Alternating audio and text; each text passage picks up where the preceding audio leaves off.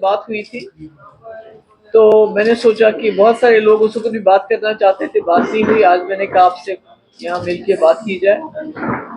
तो जैसा कि आप जानते हैं कि 1 साल हो गया, 1 साल से ज्यादा अरसा हो गया सरकार को बने हुए, और उस वक्त लोगों ने बहुत ही बढ़ चढ़ के असेंबली इलेक्शंस में हिस्सा लिया था।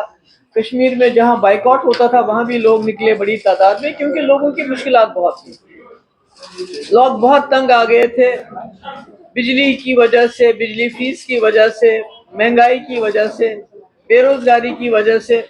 और जो उन दिनों में ये बुलडोजर चलता था, जहां किसी गरीब ने कोई 5 मरले 10 मरले पे अपनी वो छत बनाई होती थी, उसको तोड़ दिया जाता था, मुलाजिमों को डिसमिस किया जाता था। तो उस वजह से लोगों ने फैसला किया कि एक सरकार को चुनेंगे जो एक मजबूत सरकार होगी, और यही वजह है कि एनसी कांग्रेस अलायंस को तकरीबन 50 सीटें मिली।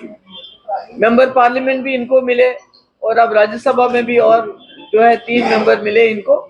तो लोगों ने ये सोच को इनको वोट दिया कि हमें एक मजबूत सरकार चाहिए जो मैनिफेस्टो जो इनका होगा उस पर काम कर सके किसी झिझक के बगैर। मगर आप देखते हैं 1 साल हो गया है, और ऐसे में इलेक्शन आ गया, नगरोटा का इलेक्शन आ गया, बड़गाम का इलेक्शन आ गया, और एक कैंपेन चली। बड़ा अजीब लगता है कि जब उमर साहब से लोग सवाल करते हैं कि हमने आपको इज्जत रखी, बड़गाम के लोगों ने बहुत इज्जत रखी, बहुत बड़ी हजारों की तादाद में उनको लीड दी, तो वो पूछते हैं आप 1 साल से कहां थे, तो कहते हैं पीडीपी बीजेपी। वो कहते हैं आपने वादा किया था कि हम स्मार्ट मीटर नहीं लगाएंगे, आपको फ्री बिजली देंगे, तो यहाँ से कहते हैं पीडीपी। वो कहते हैं आपने कहा था कि गैस जो है सिलेंडर फ्री देंगे साल के 12, तो यहाँ से कहते हैं पीडीपी। राशन देंगे फ्री, तो पीडीपी। 1 लाख नौकरी देंगे। मतलब हर सवाल का जवाब उमर साहब को बजाय ये कि वो लोगों के पास जाएं, उनको बताएं कि 1 साल में उन्होंने अपने कितने वादे पूरे किए, लोगों की कितनी मुश्किलात दूर कर दी। उनकी जबान पे सिर्फ पीडीपी का नाम आता है, सिर्फ पीडीपी जैसे, मतलब उनको और कहने के लिए कुछ भी नहीं है। तो ऐसे में मुझे हैरानगी हो रही है कि एक इतनी मजबूत सरकार जिसके पास इतना बहुमत हो, इतनी मेजॉरिटी हो, उनके पास लोगों को कहने के लिए एक भी बात नहीं है जिसपे वो लोगों को जाके वोट मांगे। लोकसभा का इलेक्शन हुआ, पीडीपी बीजेपी, उस पर वोट मांगा। असेंबली का इलेक्शन हुआ, पीडीपी बीजेपी। आज बाई इलेक्शन है, इसमें भी इनको लोगों को कहने के लिए, देने के लिए कुछ भी नहीं है।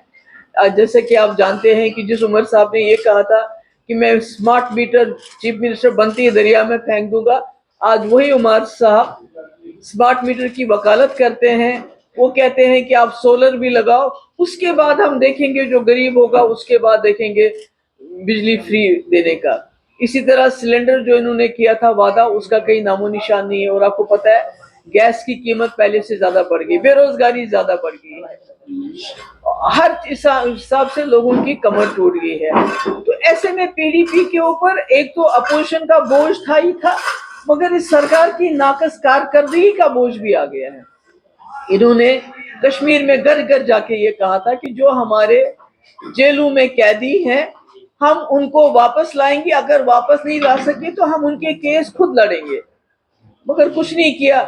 हमने कोशिश की, आखिरकार जब सारे दरवाजे बंद हुए, होम मिनिस्टर को मैंने लेटर लिखा, चीफ सेक्रेटरी को लिखा, डीजी को लिखा, तो हमें अदालत जाना पड़ा। क्योंकि मैंने देखा, आप यकीन नहीं करेंगे, एक फैमिली है, उसके घर में बाप उसका अंधा है जो कैदी बंद है, उनके घर में कोई गुजारा नहीं। जवान बहनें जिनका एक भाई वो पिछले 7-8 साल से जेल में बंद है, और कोई उनका जुर्म भी अभी तक साबित नहीं हुआ।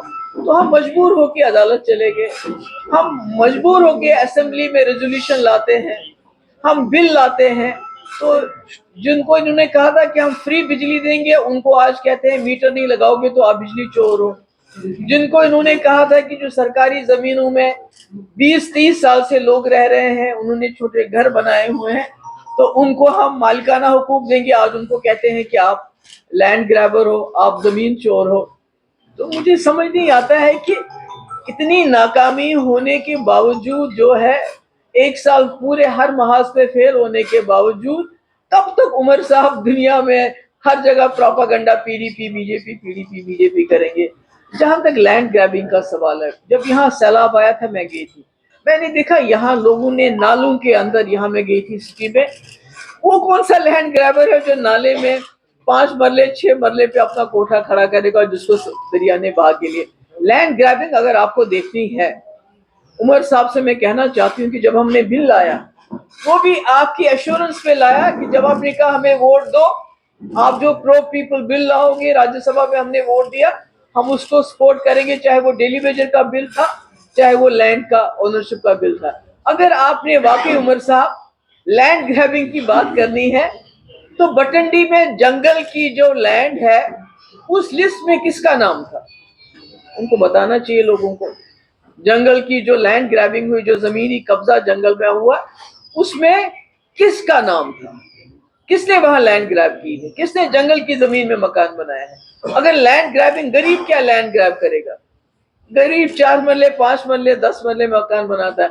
अगर आपको लैंड ग्रैबिंग देखनी है तो गुप्कार रोड में देख लीजिए, जो सरकारी जमीन है, जो कस्टोडियन की जमीन है, जो 2 कनाल 3 कनाल में शुरू होगी 75 76, जब इंदिरा शेख अकॉर्ड हुआ, शुरू होगी 3-4 कनाल से, आज 100 कनाल तक पहुंची है वो लैंड।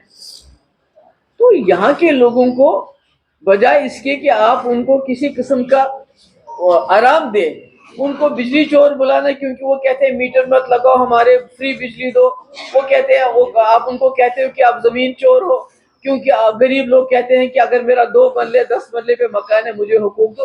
तो मैंने सोचा कि आप पे इस पे बात करूं कि आज उमर साहब इतने बड़गाम जाते हुए इतने ज्यादा वो बौखला गए हैं कि वो,